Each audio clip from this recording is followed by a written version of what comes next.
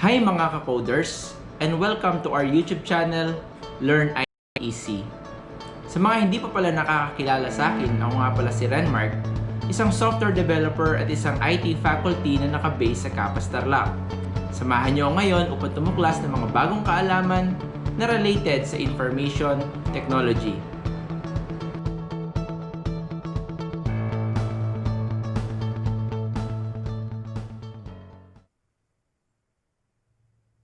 In this video, we will talk about Lesson 14, which is the Introduction to Arduino. So let's get started. Arduino. Before I start yung lesson natin ito, I do suggest na i-post muna tong video na to and pakikuha yung mga nabili nating Arduino mula doon sa Arduino kit na nabili natin. So, I encourage everyone na ilabas yung mga kit natin and then hahawakan natin all throughout this video para may pakita ko sa inyo kung ano yung mga parts, mamaya kasi hahalongkatin natin yung parts ng Arduino board at yung functions ng mismong Arduino board, okay? So again, I encourage everybody to pause the video and then get your Arduino boards para magkaroon tayo ng mas maayos na experience during this discussion, okay? Now, I assume na hawak nyo na yung mga board ninyo, so we will now going to start. Sabi dito, Arduino is a prototype platform based on an easy-to-use hardware and software. And by the way, it is actually open source. So, pag sinabi nating prototype platform-based, sinabi ko na sa inyo dati kung anong ibig sabihin ng prototype. Ito yung for example, meron kang isang idea at gusto mong subukan yung idea na to, and then you will going to implement that. Ang advantage ng Arduino, hindi lang programming o hindi lang software yung pinoprototype natin kung hindi it involves actually this time mga hardware in the form of electronic components at saka yung mga sensors, motors, and other components na gagamitin natin. It consists of a circuit board which can be programmed and a ready-made software called the Arduino IDE, which is used to write and upload the computer code to the physical board. So, kung napapansin ninyo ito mismong Arduino board na hawak ko ngayon, actually may hawak akong Arduino board ngayon, nasa speak, At saka yung picture dyan sa ating presentation, and I assume na meron na rin kayong hawak na Arduino board. Remember that yung Arduino board na yan, is tinatawag nating microcontroller. Ulitin ko microcontroller ang tawag natin doon sa mismong board na yan. Yung Arduino kasi that is actually a brand, okay? Now, yung mga microcontroller kagaya ng Arduino, okay, is meron silang mga ready-made software, especially Arduino, ang ginagamit niyang ready-made software is Arduino IDE. Yung Arduino IDE na yun, ito yung Integrated Development Environment, kung naalala niyo ibig sabihin ng IDE, kung saan pwede tayo magsulat ng mga code, okay? At pag sinulat natin yung code natin o yung program natin, pwede natin siyang i-upload papasok doon sa mismong Arduino. Kapag ginawa natin yan, ibig sabihin yung ating source code na ginawa mula sa computer, pwede mo siya ngayong i-upload dito. Kaya madalas ginagamit yung Arduino sa mga robotics kasi remember, kapag gumawa ka ng isang robot, di ba hindi naman sila palaging nakakonect sa computer? Okay, during development, connected yung Arduino board ninyo sa computer kasi mag-upload ka ng code. Pero during implementation, pwede mo nang putulin yung supply ng data mula doon sa isang computer unit mo papunta doon sa Arduino, magiging standalone na siya. Ibig sabihin, kung ano yung mga program na finid mo sa kanya, yun na yung gagawin niya. Pwede na siyang mabuhay mag-isa without the need of the computer itself. Kaya siya tinawag na microcontroller. Okay? Hopefully, pagkatapos ng mga projects natin, yung mga Arduino projects natin, mas magets ninyo kung anong ibig sabihin. Pero remember, again, the word is standalone. Once the Arduino board is already programmed, na-upload mo na yung source code, then kahit mag-isa na lang siya, without the help of the computer, lahat ng program na ginawa natin sa computer, pwede nating ipagawa din sa kanya. Okay? Next, Arduino key features. Arduino boards are able to read analog or digital input signals from different sensors and turn it into an output such as activating a motor, turning LED on or off, connecting to the cloud, and many other actions. Okay, so ganito yung ibig sabihin yan. Ang mga Arduino boards natin, no, meron siyang kakayahan na makapag-read ng analog or digital input signals. Anong ibig sabihin nun? Pag sinabi nating analog, ito yung mga signals na hindi 1 or 0. Simplihan natin yung digital kasi ito yung binary. 0 or 1 or high or low. Yun lang naman nababasa niya, 10, 10, 10. But the analog signal, no, it's a number na hindi limited sa 1 or 0. Pwedeng 255, pwedeng 512, and so on and so forth. So, from sensors, syempre, ano ba yung mga sensors? Ito yung mga component na gagamitin natin in the future, no, para may mapakinabangan tayo. Bigyan ko na example ng sensor.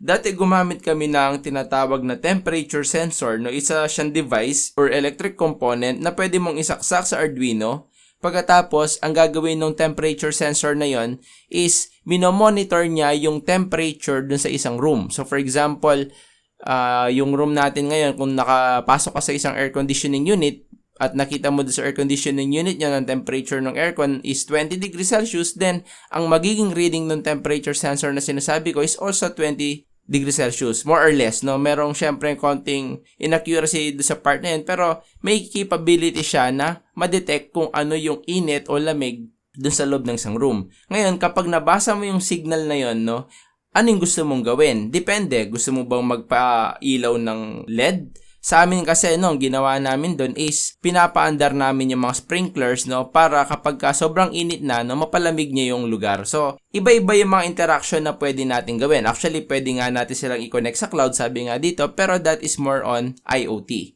Okay?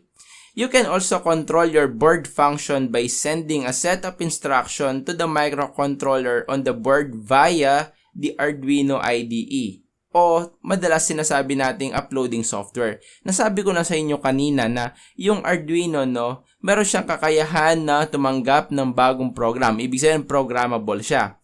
Pwede nating i-upload yung mga code natin doon sa mismong board ng Arduino. Okay, pag in-upload natin yan, then yung mismong Arduino board natin, i-execute niya lahat ng code na ginawa natin. Okay?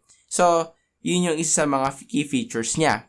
Next is, unlike most previous programmable circuit boards, Arduino does not need an extra piece of hardware called a programmer in order to load a new code on the board. You can simply use yung mga USB cable natin. Actually, before ng pagsikat ng Arduino, no, dati, nung around year 2010, hindi lang ako sure kung may Arduino noon, pero palagay ko wala pa. Ang ginagawa namin, na binaburn pa talaga namin yung mga program, at the same time, ang hirap ng language na kailangan mong gamitin. Kung hindi ka gagamit ng assembly, alam ko pwede ang C++ or C language na itself, and then gagamit ka ng special hardware para ma-burn mo yung mismong source code na ginawa mo sa computer mo doon sa mga IC na meron doon sa gagawin pa namin. Kami pang gagawa ng mismong PCB board, okay? Kayo yung gagawa ng IC, ilalatag nyo yung buong electric components, i-design mo yon, and then lalagyan mo siya ng program. So dati ganun ka-hassle yung paggawa ng ganyan. Ngayon hindi na.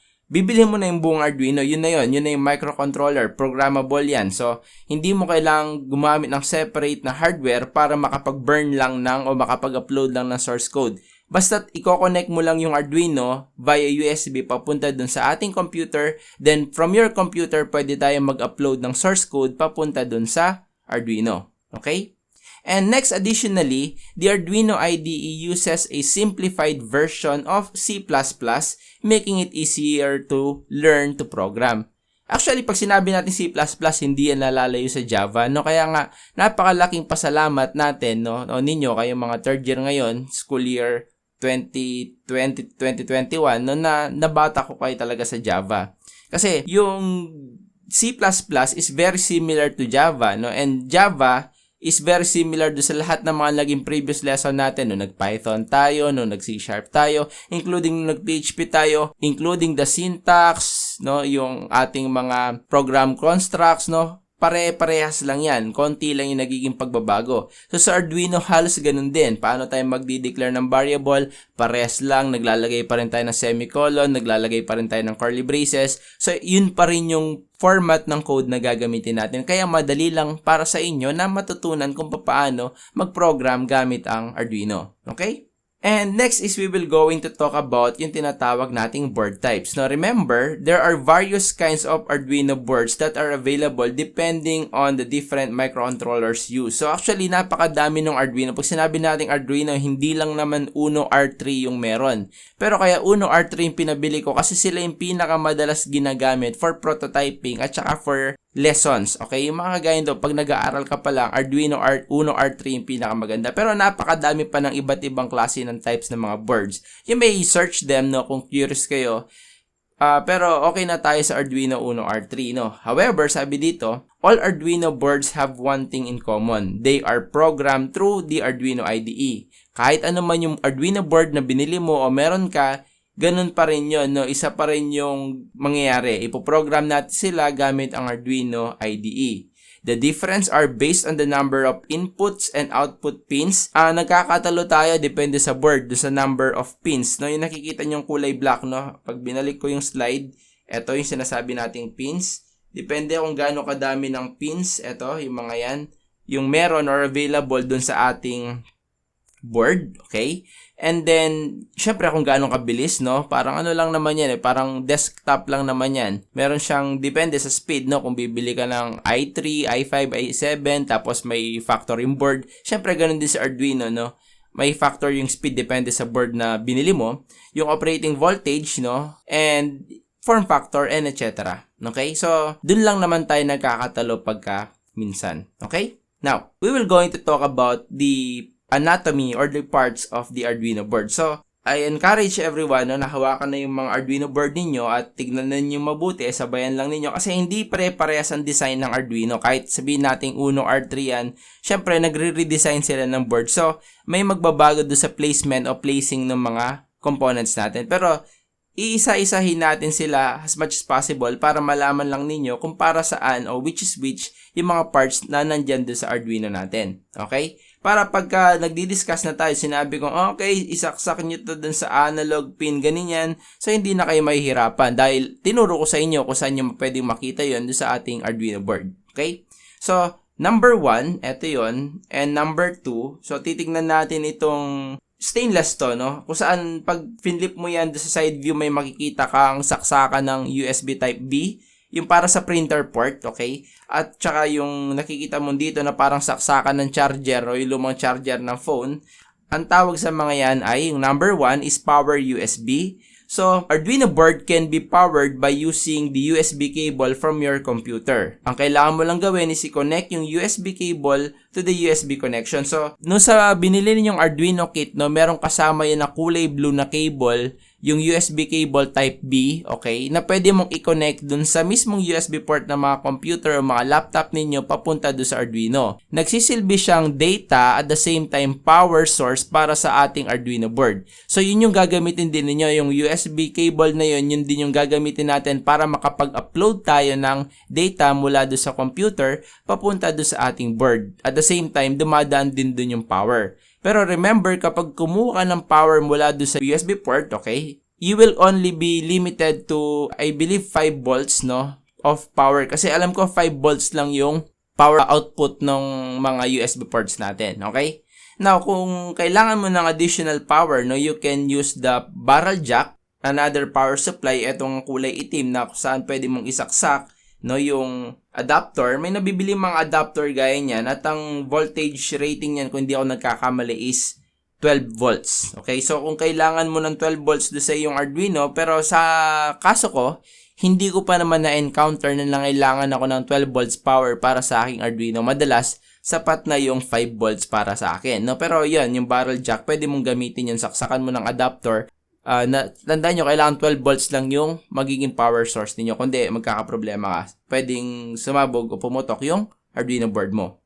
Next is yung voltage regulator, do sa number 3, and then yung number 4, which is tinatawag nating crystal oscillator. So, tignan muna natin kung saan sila pwedeng makita. Again, that is number 3 and 4. Yung number 3, okay, yung tinatawag nating power regulator. Kung titignan natin yung ating mga Arduino board, may makikita kayo dyan doon sa tabi ng barrel jack. Tama, nandun pa rin yung pwesto niya. At saka yung asin pangalan niya, crystal oscillator. So, sa crystal oscillator, nandun naman yan sa tabi ng ating USB power jack, no? So, eto yun. May makikita kayo dyan. Ewan ko, sa board ko, may nakikita akong 12.000. So, yun yung part na yun, okay? That's the number 4. Now, voltage regulator, no, yung function nun, o nung function ng voltage regulator is to control the voltage given to the Arduino board and stabilize DC voltage used by processor and other elements. Ito yung pinaka-AVR, no, yung voltage regulator o yung nagfa-flatten hanggat maaari nag-stabilize ng ating DC voltage. So, kung 5 volts yan, dapat all throughout magiging 5 volts yung supply para dun sa ating board. If wala yan, magkakaproblema tayo dun sa ating mga sensors, no? Kasi napaka-importante na regulated yung voltage dun sa ating Arduino board. Okay? Yung number 4 naman, no, yung sinabi kong parang stainless na rounded rectangle o yung crystal oscillator is the one, no, that deals with the time issues do sa Arduino. Sabi nga dito, how does Arduino calculate time? The answer is by using this type of crystal oscillator. So, itong nakikita nyong stainless na rounded rectangle, yun yung sagot do sa problem ng Arduino kung paano siya nagdi-deal with time issues. Okay? Now, yung number 5 at number 17 do sa ating figure, no, yun yung tinatawag nating reset. Hanapin natin yung 5 and 17. Yung number 5 dito, sa mga digital pins natin, may makikita kayong reset, pakihanap. Madalas hindi siya nakasulat ng buong reset. May makikita kayo dyan na res. Yun na po yun, yung reset. At the same time, may makikita kang button sa top left. Depende kung pare-pares tayo ng itsura na model. Pero yung akin, top left part siya at meron siyang momentary switch na push button. Okay? So, yun yung ating reset button. So, para saan yan? You can reset your Arduino board, no? Parang PC lang. Kung gusto mong i-reboot o i-restart yung buong Arduino, yun yung gagamitin natin. Para yung program mo na mag-start siya from the top.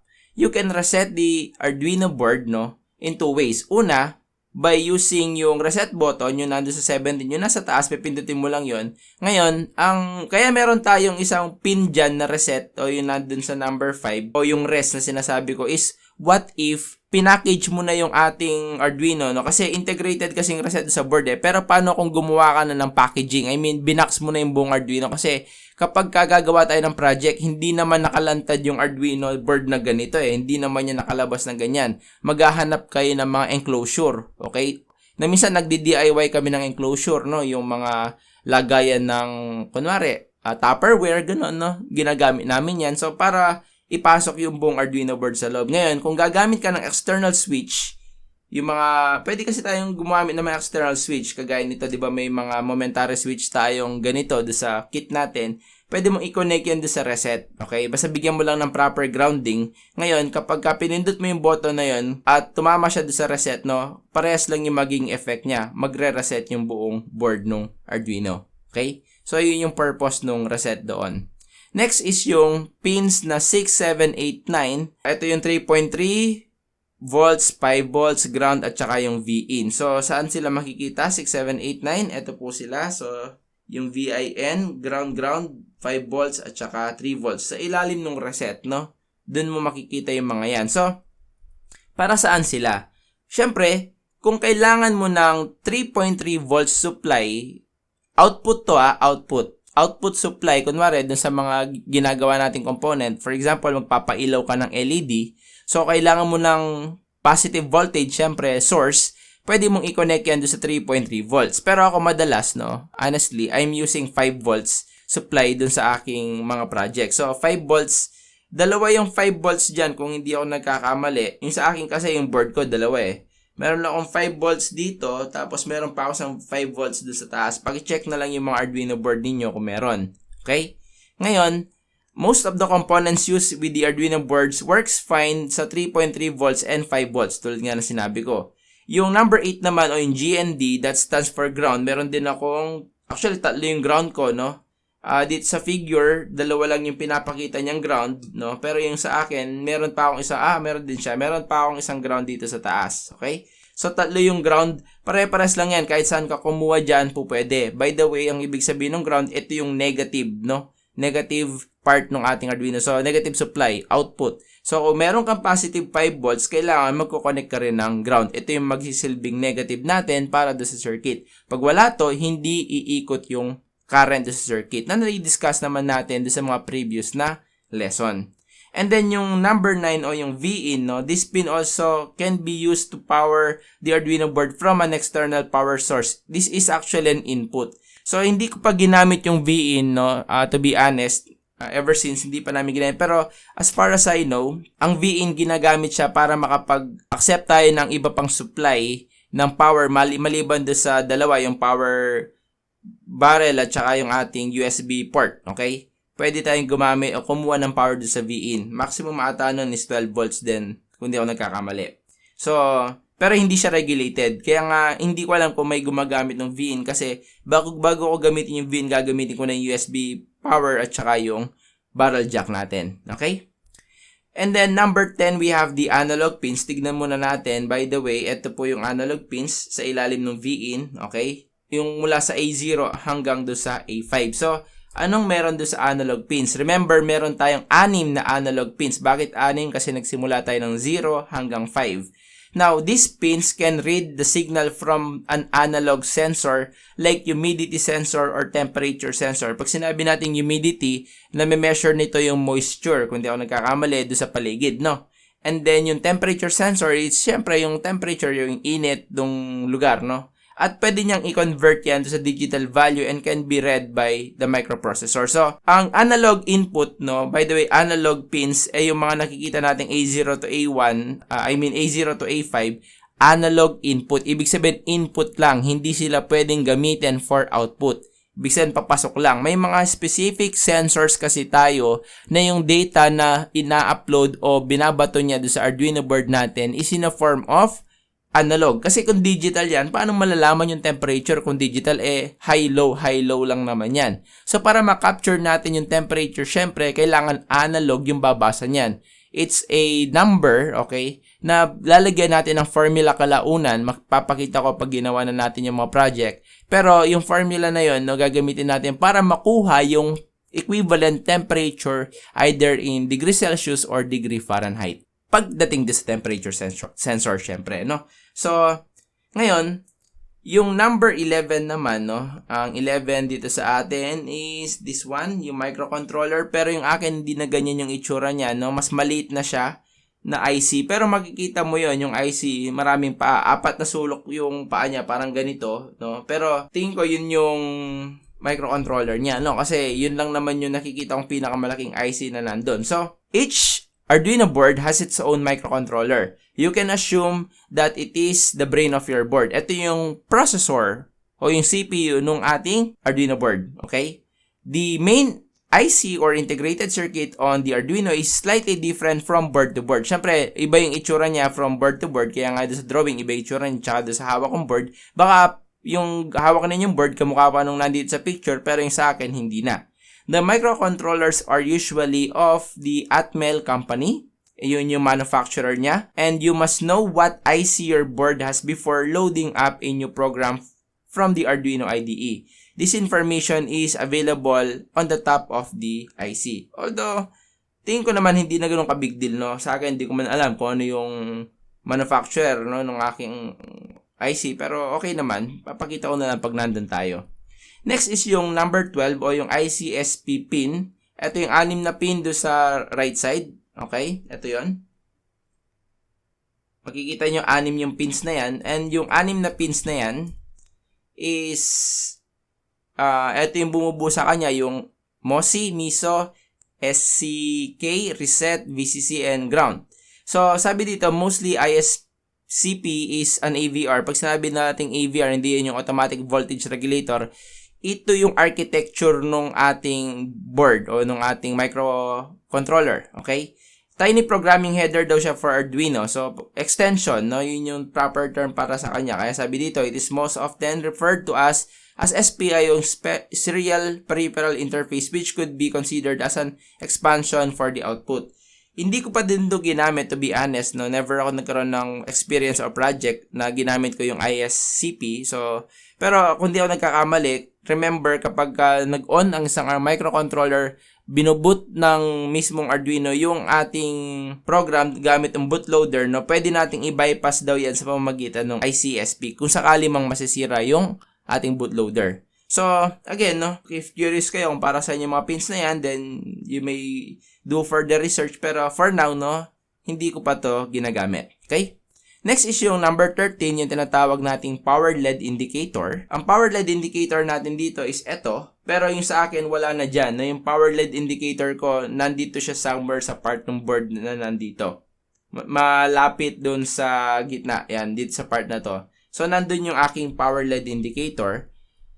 And yung power LED indicator should light up when you plug your Arduino into a power source to indicate that your board is powered up correctly. If this light does not turn on, then there's something wrong with the connection. Or simply, baka sira na yung board mo. Kasi kailangan iilaw yan basta nagkaroon siya ng power source. Kunwari, kinonect mo yung board mo gamit yung USB papunta sa computer, iilaw yan pag nagkaroon niya ng power source. Pagka hindi siya nagkaroon ng power source, una, syempre, huwag ka muna mag-assume, no, na sira yung board mo. Baka naman yung mismong kable lang. Subukan mo muna na ayusin yung pagkakasaksak ng kable. Baka naman mali, no?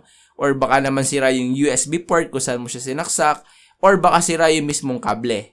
Pagka lahat naman ng mga yun, na-check mo na, pero okay naman, then baka sira nga yung board mo. So, kailangan ilaw kasi yan to indicate na merong power na dumadaloy dun sa ating USB cable papunta dun sa Arduino board. Okay? Next is yung TX at saka yung RX, so yung transmission at saka receive. Yun yung number 14. Sa akin, no, magkakatabi lang yung TX, RX ko dun sa on o power indicator ko. No? So, nandito lang din siya.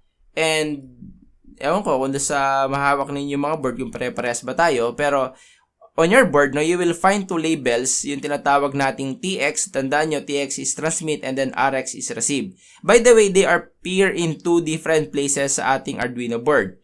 Yung una, they are in a form of digital pins, 0 and 1. So, may pins din tayo actually, maliban doon sa LED, no? Kasi by default, LED yan. Kagaya nga na sinabi ko, LED kasi yan. Pero, mapapasin nyo doon sa digital part, no? At yung digital pins yung sa taas, yung 0 and 1 dyan is RX tsaka TX, okay?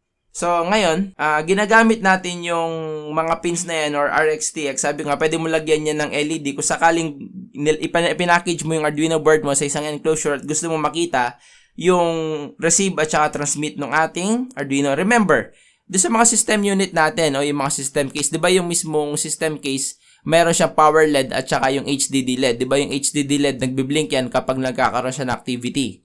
Kapag hindi nag-blink yung ating HDD LED, ibig sabihin, hindi siya nagre-read and write. So, in our case, no, sa ating mga Arduino, yun din yung gamit ng transmit at saka receive. Ngayon, kung nilagay mo yung enclosure, hindi mo syempre makikita yung TX at saka yung RX LED kapag ipinasok mo na siya doon sa lalagyan. So, pwede kang gumawa ng external na mga LEDs at doon mo sila isasaksak para ma-monitor mo yung transmit at saka receive. Yun yung purpose nun. And then, syempre, kung hindi mo naman siya ilalagay mo na sa enclosure, syempre, yung mga TX at saka RX LED natin, they will going to flash, no, with different speed while sending the serial data. The speed of flashing depends on the baud rate used by your board. So, yung receive flashes during the receiving process naman. So, again, pag nagkakaroon tayo ng send at receive activity, no, umiilaw yung mga LED na yan. Okay? Next, yung number 15 o hindi tinatawag nating digital I/O or input-output. Kagaya ng pinakita ko sa inyo kanina, ito yung nandun sa taas. Ito, mula dito sa TX-RX, mula dyan hanggang dito sa number 13. Lahat yan, digital I/O. Okay? The Arduino Uno board has 14, okay? 14 digital input-output. Hindi kagaya ng analog na input lang. Ito yung nasa taas, digital input-output. Pwede mo siyang gamitin for input at pwede mo rin siyang gamitin for output. Of which, 6 provides PWM or yung tinatawag nating pulse width modulation output. Okay? Mamaya ko ipapaliwanag ko ano yung PWM. Importante kasi yung part na yan. These pins can be configured to work as input digital pins to read logic values from 0 or 1 or as digital output pins to drive different modules like yung mga LED, relays, and etc. So, ganito yan. No? Yung mga digital pins kasi natin, pwede silang maging digital input. Kung ang kailangan mo lang basahin is 0, 1 or on, off, high, low, yung mga ganong bagay, then isasaksak ko sila doon sa digital I/O, hindi doon sa analog. Kasi ang analog, binabasa niya, hindi 0 and 1. Okay? Ang digital I/O or digital input, bumabasa lang yan ng on or tsaka off, high or low, and 0, 1. Depende kung ano yung gusto mong term sa mga yon. Ngayon, may mga specific sensors kasi na yun lang yung binabato niyang data. Kunwari, mga ultrasonic. Yung ultrasonic sensor, ito yung kapag ka nagsalita ka, matitrigger siya, makakadetect siya ng audio, mga ganun. Water sensor, no? On or off lang yan, high or low. So, hindi kayo nangangailangan ng analog values kasi yes or no lang naman yung mga kailangan niyang i-feed papunta sa'yo. Or pwede ka rin gumamit ng digital I/O or output pin kung gusto mo lang naman magpailaw ng LED, no? I mean on-off. Or kung yung relay are actually switch, no? Automatic switch ng on-off. So, yung mga output na nangangailangan lang ng on-off, pwede mo rin gamitin yung digital output pin. Ngayon, doon sa ating mga digital I/O, yung 14 pins na yan, may makikita ka label na nakatilde. Okay? Yung tinatawag na pulse width modulation. Tingnan natin doon sa ating figure. At saka titignan ko rin doon sa hawak kong board ngayon. Yung number 3, yes, meron siya. Sa board ko, ang hawak ko is yung number 3 pin, yung 5, yung 6, yung 9, 10, at saka yung 11. Lahat ng mga yon may nakita akong tilde sa taas. So, ibig sabihin ng mga tilde na yan, those are digital pins with PWM support or pulse width modulation. Anong ibig sabihin ng pulse width modulation? So, lahat ng pins na yan may nakalagay na tilde o yung palatandaan na merong PWM nga yan. So, ang purpose ng PWM o pulse width modulation is ginagaya niya yung behavior ng isang analog input. Okay? Remember, ang analog input lang. Pero what if gusto mo ding mag-output ng parang analog signal? Okay? Gagamit ka ng PWM na digital output. Pang-output lang to, no? Kung kailangan mo ng input, didiretso ka sa analog input. Pero kung gusto mo mag-output, for example, ng signal na hindi 0 or 1, then dapat isaksak mo yan dun sa mga pin na merong PWM. Kunwari, magkakaroon tayo dito ng project kung saan yung LED if-fade in at fade out natin. Pag sinabing fade in, gradually, lumiliwanag yung ating LED, tapos bigla siyang lumalabo, liliwanag, lalabo. Saan mo siya dapat isasaksak? Doon sa mga digital output na merong makikitang PWM support. Kasi pag sinaksak mo yan, doon sa pin na wala o yung typical lang na digital output, then on-off lang yung mangyari sa ilaw. Ilaw, patay, ganun lang. Pero kung gusto mo magkaroon siya ng values na ini-imitate yung analog, hindi 0 or 1, then gagamitin natin yung mga digital input-output or rather output na merong PWM support. Okay? Makikita natin yan once we are there. Okay? Next, yung number 16, that's the last part, yung A-ref. Hanapin natin dito. So, number 16, ito siya. Nasa taas ng ground. So, ang A-ref daw, that stands for analog reference. It is sometimes used to set an external reference voltage between 0 to 5 volts as the upper limit for the analog input pins. Honestly, kagaya ng ISCP, hindi ko pa din na-encounter gamitin yung A-ref na to. Pero, kung di ako nagkakamali, pwede kang magsaksak dito ng IC regulating chip, okay? Para makapagbigay ng reference o makapag-regulate ka ng voltage, depende kung anong voltage yung gusto mong pa-regulate sa kanya, and that is 0 to 5 volts. Kung di ako nagkakamali kasi I am only assuming, may tendency mali ako, kung naalala nyo yung VIN, ito yung external power source pero hindi regulated. Baka nandun yung word na baka dun sa aking A-ref na ito yung pin kung saan pwede nating iparegulate externally yung voltage na pumapasok sa VIN. Kasi may sariling voltage regulator yung sa USB power at saka yung sa power barrel. So, hindi na ginagamit yon kapag o yung A-ref din ko hindi naman gagamitin yun kung hindi ka gagamit ng VIN. Okay?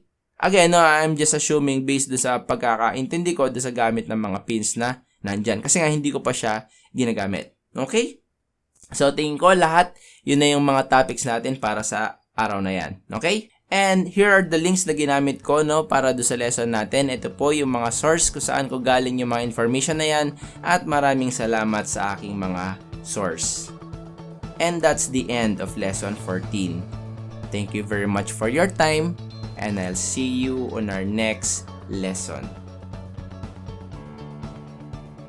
If you love this video, kindly drop a thumbs up and subscribe. Also, hit that notification bell icon if you want to get notified whenever I post a new lesson. Thank you very much and I'll see you on our next video.